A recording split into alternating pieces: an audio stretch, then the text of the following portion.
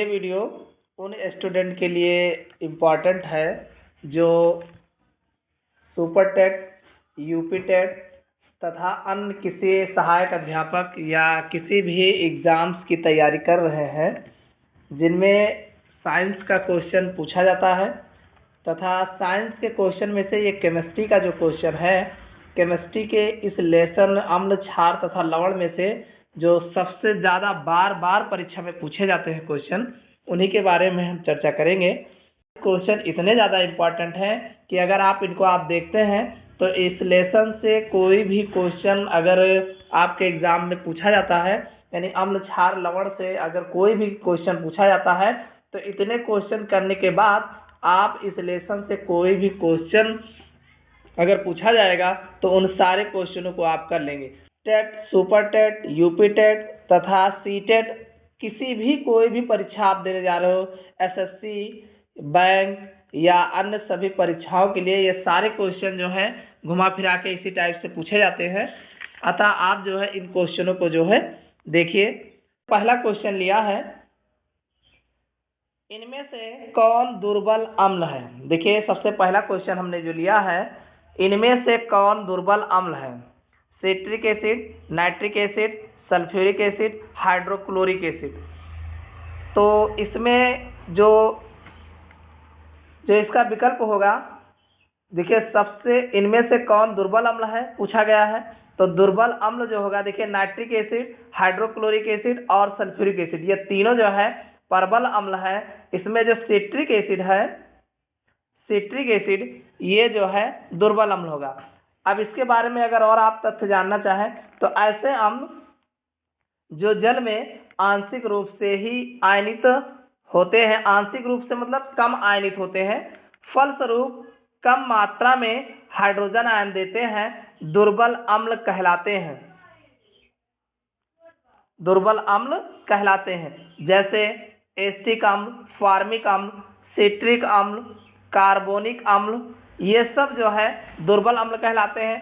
अगर कुछ महत्वपूर्ण अम्लीय, हमने जो अगला क्वेश्चन लिया है निम्न है, जैसे HClO4, अगला क्वेश्चन है, स्याही का दाग, H2SO4 मिटाने के लिए कौन सा अम्ल प्रयोग करते हैं। एसिडिक अम्ल, एसिटिक अम्ल, फॉर्मिक अम्ल। देखिए इसमें सबसे ज्यादा जो प्रबल अम्ल है, स्याही का जो दाग जो है हटाने के लिए उसके बाद HI है, वो फिर ऑक्जेलिक अम्ल है, फिर H2SO4 है। देखिए स्याही का दाग मिटाने के लिए सबसे ज्यादा प्रबल अम्ल का होगा HClO4 किया जाता है, फिर इससे कम HI, फिर टमाटर कम जो होगा HBr। देखिए ये भी जान लीजिए कहाँ मिलता है, ये टमाटर में कम जो होगा HNO3, और इससे कम जो होगा ये सिरका में पाया जाता है, वो जो है, जबकि फॉर्मिक अम्ल और फिर सिट्रिक एसिड, फिर डंक में पाया जाता है, RCOH, फिर सबसे कम होता है जो दुर्बल ये विभिन्न फलों ROH, जैसे सेब में पाया जाता है। अगला क्वेश्चन है, निम्न में से कौन उभयधर्मी ऑक्साइड है। निम्न में से कौन उभयधर्मी ऑक्साइड है। इसमें ऑप्शन है SnO2, CaO, SiO2 या CO2। तो इसमें देखिए जो उभयधर्मी ऑक्साइड है वो आपका ये ऑप्शन ए है, SnO2। जो ऑक्साइड प्रबल क्षारों के प्रति अम्ल के सदृश और प्रबल अम्लों के प्रति क्षार के सदृश व्यवहार करते हैं, उभयधर्मी ऑक्साइड कहलाते हैं। उभयधर्मी ऑक्साइड प्रबल अम्लों और प्रबल क्षारों के साथ अभिक्रिया करते हैं और इनमें घुल जाते हैं। किसी वर्ग में ऊपर से नीचे जाने पर ऑक्साइड क्रमशः अम्लीय से क्षारीय हो जाते हैं, इसलिए SnO और PbO उभयधर्मी है। क्वेश्चन है, कोई विलयन लाल लिटमस को नीला कर देता है, इसका pH मान संभवतः होगा। तो कौन ऐसा विलयन है जिसका जो विलयन लाल लिटमस को नीला कर देता है, जिसका pH मान क्या होगा। देखिए 1 दिया है, 4 दिया है, 7 दिया है और 10 दिया है। तो इसमें जो है देखिए जो लाल लिटमस को नीला कर देता है, देखिए लाल लिटमस को नीला जो है वो क्षार करता है, जबकि नीले लिटमस को लाल जो है अम्ल करता है। तो आप जानते हैं 7 से अधिक जिसका पीएच होता है वो जो है क्षार होता है। तो यहाँ पे डी ऑप्शन सही होगा। जो लाल लिटमस को नीला कर देगा वो क्षार होगा। इसके बारे में और महत्वपूर्ण तथ्य जानने के लिए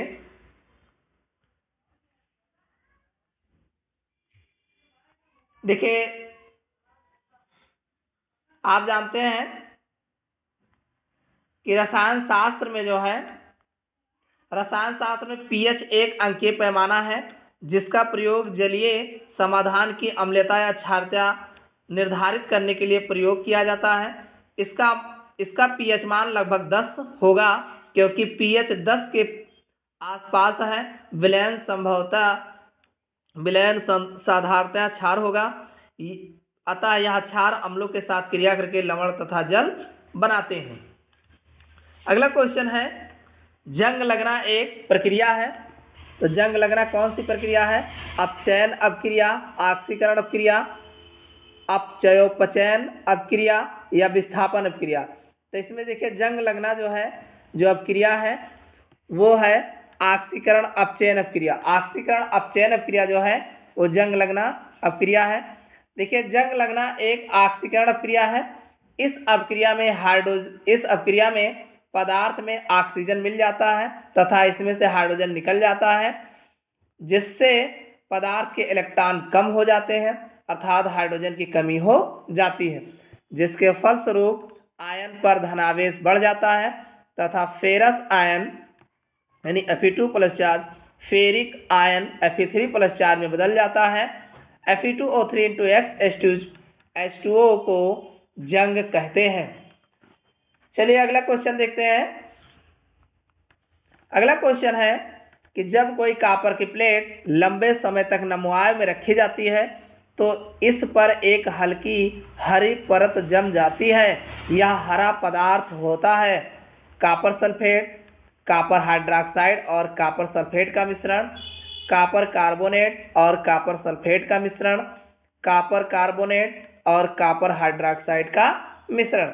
तो इसमें जो ऑप्शन सही होगा वो डी वाला सही होगा। कॉपर की प्लेट को नमवाय में रखने पर यह वायुमंडलीय CO2 नमी तथा O2 के साथ क्रिया करके हरे रंग का क्षारीय कॉपर कार्बोनेट में परिवर्तित हो जाता है।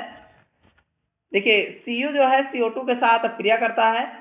Cu, CO2, H2O और O2 ये सब आपस में मिल करके Cu, CO3 और COH का होल ट्राइज बनाते हैं, जिसके कारण जो है ये हरे रंग का दिखाई देता है।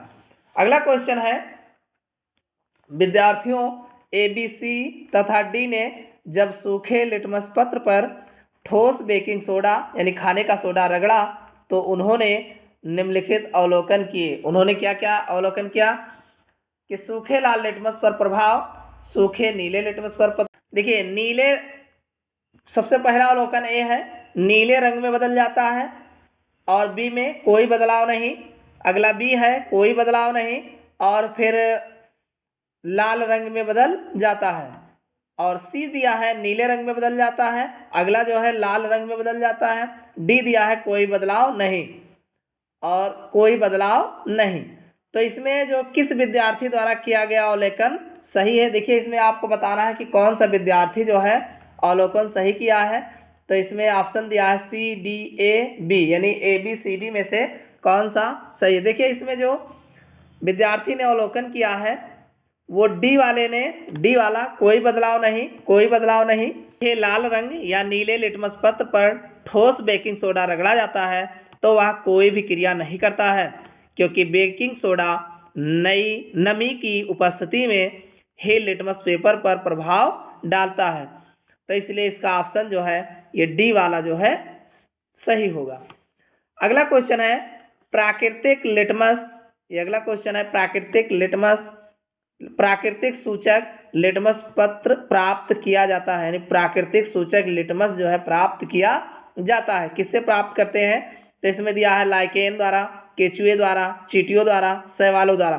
तो इसमें जो ऑप्शन जो सही होगा, देखिए प्राकृतिक लिटमस जो होता है वो लाइकेन द्वारा प्राप्त किया जाता है। देखिए प्राकृतिक सूचक लिटमस जो है लाइकेन जो है रोसेला टिंस्टोरिया रोसेला नामक पौधा है जिसे टिंसटोरिया द्वारा प्राप्त किया जाता है।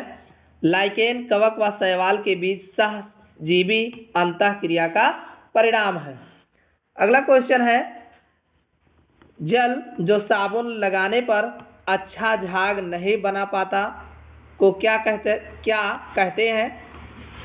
तो इसमें ऑप्शन दिया खारा जल, भारी जल, मृदु जल, संक्रमित जल।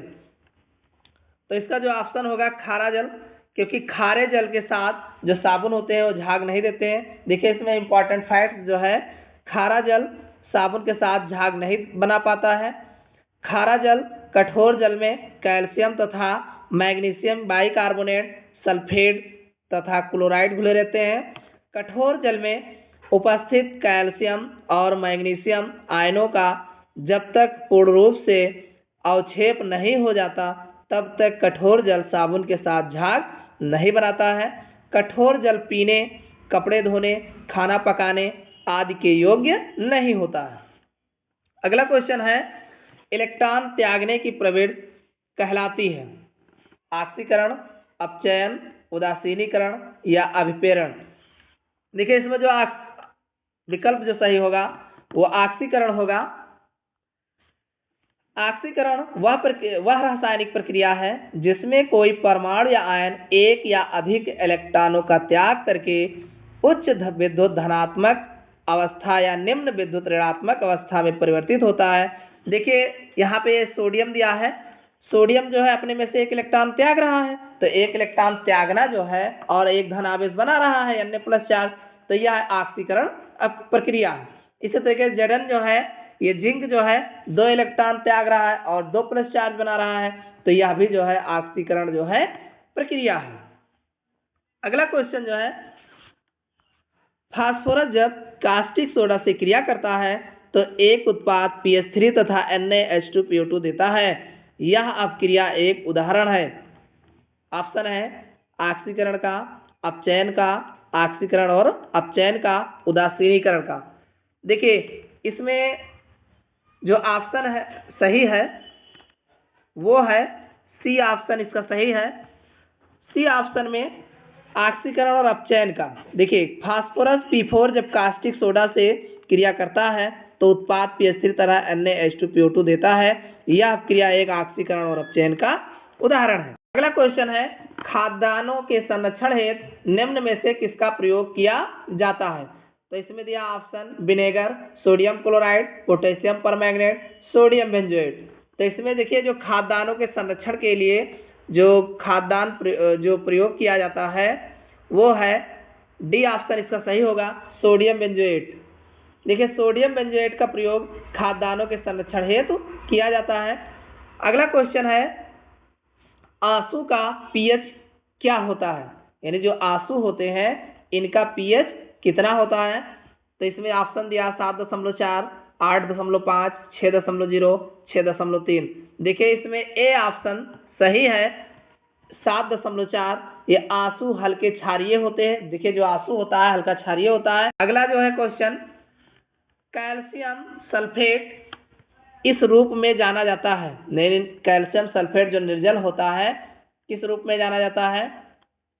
एप्सम लवण, जिप्सम लवण, नीला थोथा, पोटास फिटकरी। तो इसमें जो जिप्सम दिया है, देखिए कैल्शियम सल्फेट CaSO4 निर्जल को जिप्सम कहा जाता है। यह एक श्वेत रवेदार ठोस पदार्थ है। इसके अणु जल के 2 अणु रवाकार के रूप में रहते हैं। 120 डिग्री सेल्सियस तक गर्म करने पर यह plaster of Paris CaSO4 × 12H2O में परिवर्तित हो जाता है। जिप्सम का उपयोग पेरिस प्लास्टर तथा अमोनियम सल्फेट खाद बनाने में होता है। चलिए अगला क्वेश्चन देखते हैं, नींबू में एसिड पाया जाता है तो कौन सा एसिड पाया जाता है नींबू में? Lactic acid, malic acid, citric acid या टार्ट्रिक एसिड। तो देखिए जो नींबू होता है, नींबू में जो है सिट्रिक एसिड पाया जाता है। देखिए सिट्रिक अम्ल एक दुर्बल कार्बोनिक अम्ल है जो नींबू, संतरे तथा अन्य खट्टे फलों में पाया जाता है। देखिए लैक्टिक अम्ल जो होता है या दूध में पाया जाता है, और टार्टरिक अम्ल जो होता है या इमली में पाया जाता है, और मैलिक अम्ल जो होता है यह सेब में पाया जाता है। अब अगर थोड़ा और जानना चाहें तो देखिए इधर दिया है कि नींबू संतरा जो है, नींबू और संतरे में जो सिट्रिक अम्ल पाया जाता है, सिरका जो होता है उसमें एसिटिक अम्ल पाया जाता है, सेब जो होता है इसमें मैलिक अम्ल होता है, दही जो होता है दही में लैक्टिक अम्ल होता है, और इमली और कच्चे आम में टार्टरिक अम्ल पाया जाता है, और चाय में जो है ये टैनिक अम्ल जो है पाया जाता है। अगला क्वेश्चन जो हमने लिया है कि विट्रियोल का तेल किसे कहा जाता है। देखिए विट्रियोल का तेल किसे कहा जाता है, potassium dichromate, phosphoric acid, calcium hydroxide और सल्फ्यूरिक एसिड। तो इसमें देखिए जो ऑप्शन है विट्रियोल का तेल, ये सल्फ्यूरिक एसिड है। सल्फ्यूरिक एसिड को विट्रियोल का तेल कहा जाता है। सल्फ्यूरिक एसिड H2SO4 को आयल ऑफ विट्रियोल कहा जाता है। अगला क्वेश्चन है धावन सोडा या धावक सोडा किसका साधारण नाम है। देखिए धावन सोडा और धावक सोडा जो है इसमें ऑप्शन दिया है calcium carbonate, sodium carbonate, calcium bicarbonate, sodium bicarbonate. तो इसमें जो सही ऑप्शन है बी वाला ऑप्शन सही है कि सोडियम कार्बोनेट। देखिए धावन सोडा का साधारण नाम सोडियम कार्बोनेट Na2CO3 होता है। इसका उपयोग जल का खारापन दूर करने में, पेट्रोलियम को शुद्ध करने में तथा सीसा, साबुन, कागज, प्लास्टिक, सोडा आदि उत्पादन में होता है।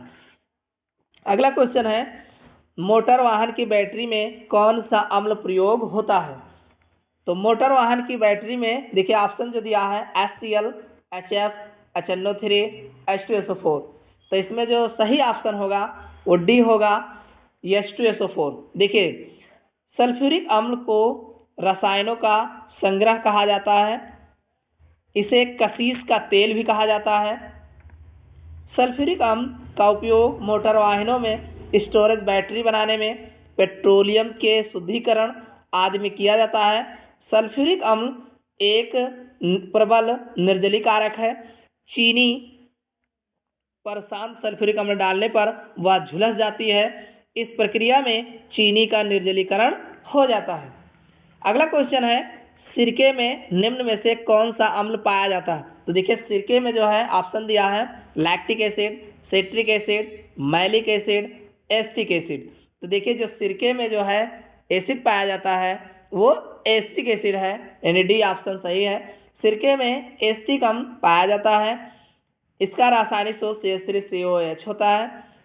प्रायः भोजन के रूप में प्रयुक्त सिरके में 4 से 8% तक एसिटिक अम्ल होता है। देखिए अगला क्वेश्चन जो है दूध को दही के रूप में खट्टा करना, इसका एक उदाहरण है। किसका उदाहरण है, साबुनीकरण, प्यून, किण्वन, एस्टरीकरण। तो इसमें देखिए जो दूध को दही के बदलने में जो उदाहरण है वो है किण्वन का उदाहरण है। ये अगला क्वेश्चन है समुद्र के पानी में द्रवीभूत मुख्य लवणों की पहचान कीजिए। यानी इसमें कौन कौन से ऐसे हैं जो समुद्र के पानी में जो है पाए जाते हैं। सबसे पहला है sodium chloride, sodium sulphate, calcium carbonate और पोटेशियम सल्फेट। तो इसमें देखिए कौन कौन समुद्र में पाए जाते हैं। तो इसमें देखिए पहला सोडियम क्लोराइड और दूसरा सोडियम सल्फेट और तीसरा कैल्शियम कार्बोनेट और चौथा पोटेशियम सल्फेट। ये चारों जो है ये पाए जाते हैं। तो अतः सी ऑप्शन इसका सही होगा। अगला क्वेश्चन है निम्नलिखित में से किसका पीएच मान 7 है।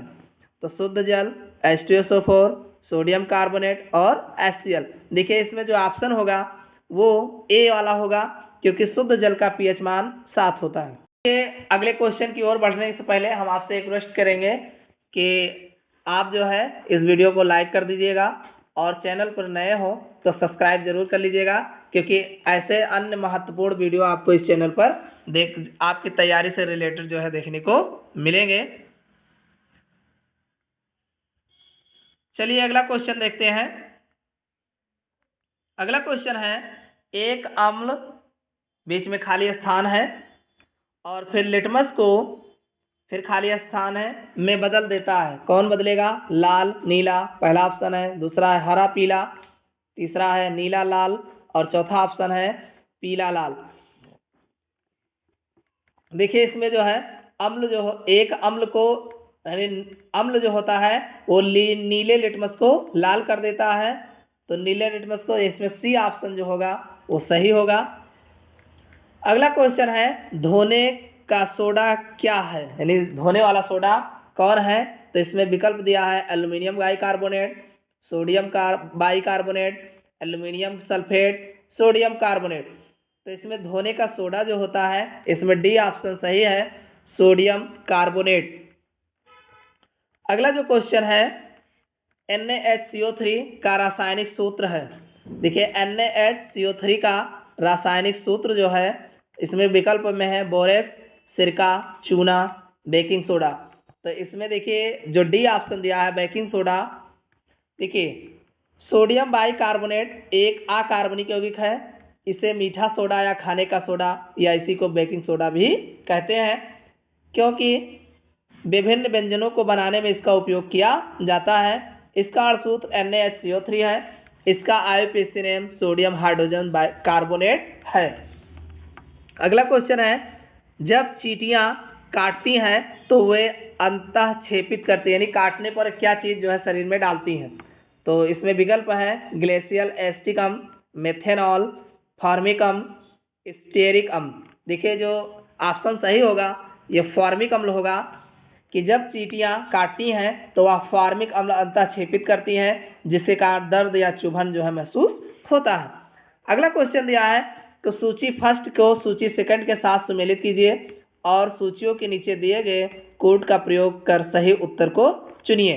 पहला दिया है नीला थोथा, तो इसमें सूची सेकंड में दिया है सोडियम बाइकार्बोनेट। अगला है एप्सम साल्ट, तो sodium hydroxide, baking soda, magnesium sulphate, caustic soda, copper sulphate. देखिए इसमें जो सूची सही है वो डी वाला ऑप्शन सही है, यानी नीला थोथा जो है ये कॉपर सल्फेट होता है। देखिए इसमें कॉपर सल्फेट जिसका रासायनिक सूत्र CaSO4 है का व्यापारिक नाम नीला थोथा या तूतिया है। मैग्नीशियम सल्फेट जिसका रासायनिक सूत्र MgSO4 है को एप्सम साल्ट कहा जाता है। सोडियम हाइड्रोक्साइड जिसका रासायनिक सूत्र NaOH है को कास्टिक सोडा या दाहक सोडा कहते हैं, तथा सोडियम बाइकार्बोनेट जिसका रासायनिक सूत्र NaCO3 होता है को बेकिंग सोडा या खाने वाला सोडा कहते हैं। वीडियो में बस फिर अगले वीडियो में मिलते हैं किसी नए टॉपिक के साथ।